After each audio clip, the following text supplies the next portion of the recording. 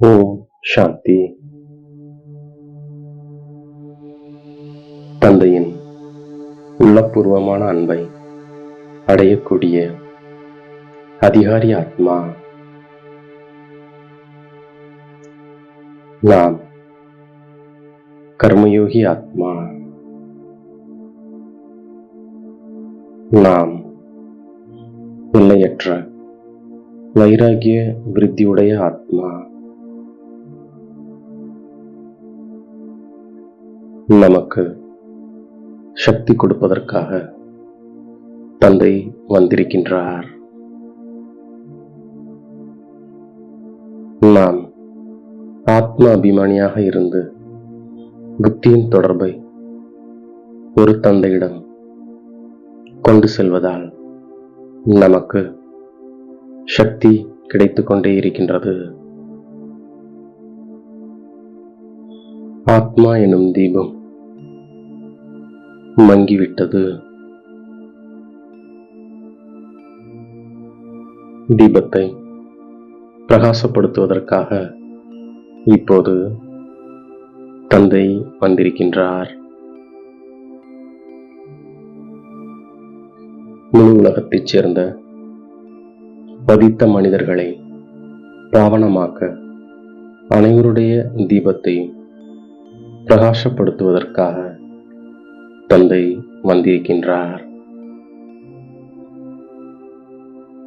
முழு உலகத்தைச் சேர்ந்த மனிதர்களின் ஆத்ம தீபத்தை தந்தை ஏற்றுகின்றார். அமைதியானது சாந்திதாமத்தில் மட்டுமே இருக்கின்றது. பரந்தாமம் இனிமையான அமைதியான வீடாகும். நாம் முக்தி அடைவதற்காக தந்தையை நினைவு செய்கின்றோம். நாம் தாம் முழுமையாக அனுபவம் செய்கின்றோம். தந்தை வந்து மனிதரிலிருந்து நம்மை தேவதையாக ஆக்குகின்றார். தூய்மையானவர்களுக்கு தந்தையின் ஆஸ்தி கிடைக்கின்றது. தந்தை விடுவிப்பவராக வழிகாட்டியாக இருக்கின்றார். அனைவருக்கும் மேலான இறை தந்தை வந்து அனைவரையும் விடுவிக்கின்றார். தந்தை சதா காலமும் தூய்மையாக இருக்கின்றார். நாம் தந்தையை நினைவு செய்யும் பொழுது பாவனமாக ஆகின்றோம்.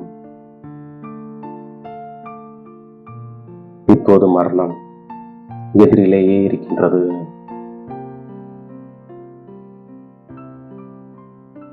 இது பழைய உலகத்தின் கடைசி நேரமாகும். நாம் யோகத்தில் இருப்பதற்கு மிகவும் முயற்சி செய்கின்றோம். பரமாத்மா மட்டுமே படைப்பவராவார்.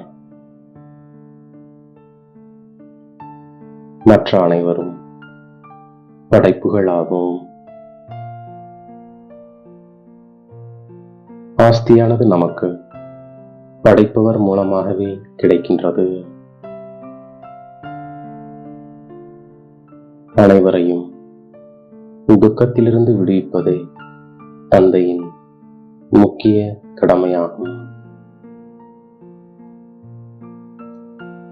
அவர்தான் வந்து சாந்திதாமம் மற்றும் சுகதாமத்தின் கதவுகளை திறக்கின்றார்.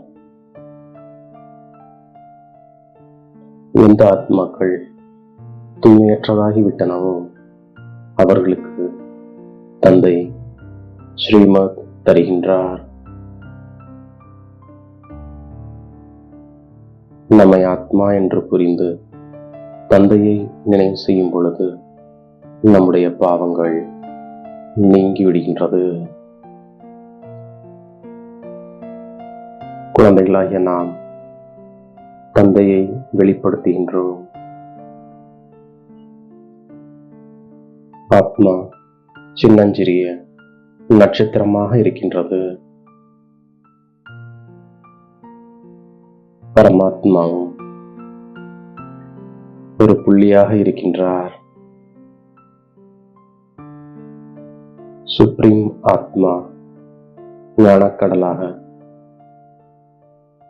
ஆனந்தக்கடலாக, விடுவிப்பவராக, வழிகாட்டியாக இருக்கின்றார். படைப்பவர் ஒருவர் மட்டுமே.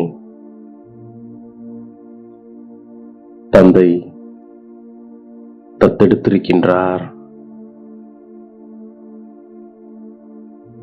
நாம் நன்கு தாரணை செய்வதால் நமக்கு மிகவும் மகிழ்ச்சி ஏற்படுகின்றது. தந்தை நமக்கு ஒரே மாதிரியான முயற்சியையே செய்விக்கின்றார். இந்த எல்லையற்ற படிப்பினை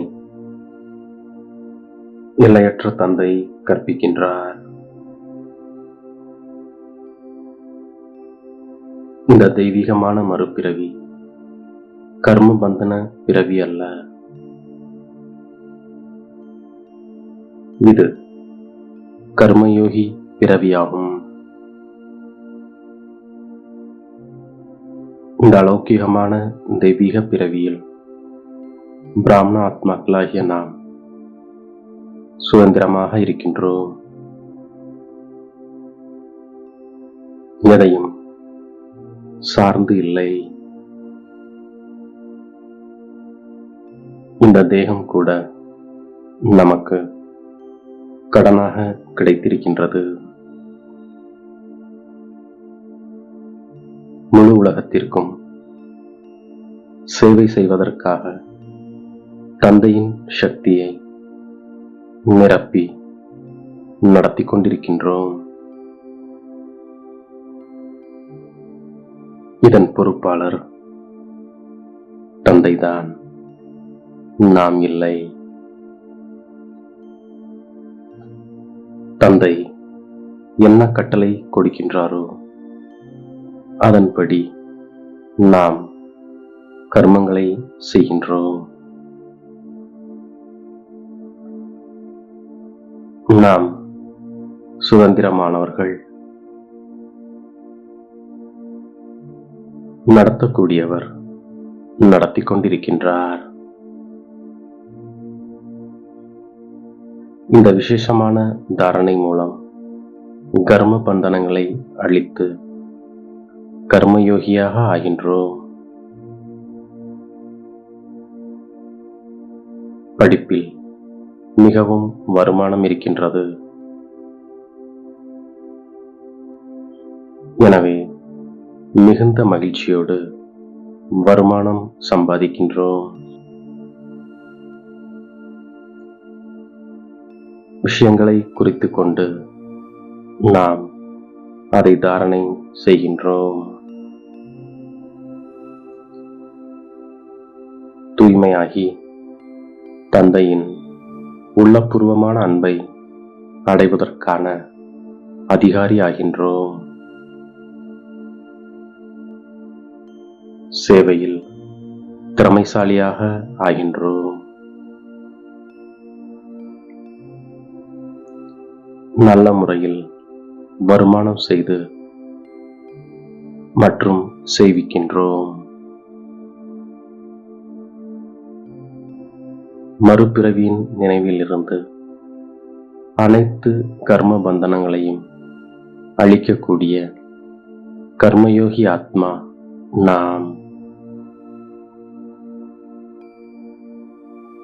சமயத்தை அருகில் கொண்டு வருவதற்காக எல்லையற்ற வைராகிய உள்ளுணர்வில் இருக்கும் ஆத்மா நாம் எந்தவித பிரச்சனை முன்னால் வந்தாலும் நான் தந்தையுடன் இருக்கின்றேன் என்ற அனுபவம் செய்கின்றோம். நாம் இணைந்திருக்கும் நினைவால் கடினமான காரியம் கூட எளிதாக முடிந்து விடுகின்றது. நம்முடைய அனைத்து சுமைகளையும் தந்தையிடம் கொடுத்துவிட்டு சுயம் லேசாக இருக்கும்போது எப்போதும் நம்மை மகிழ்ச்சியாக அனுபவம் செய்கின்றோம். மேலும் பரிஸ்தாவிற்கு சமமாக நடனம் ஆடுகின்றோம். நம்மை தேடி கண்டெடுத்த இனிமேலும் இனிமையான தாயும் தந்தையும் ஆகிய பாப்தாதாவிற்கு கோடான கோடி நமஸ்காரங்கள்.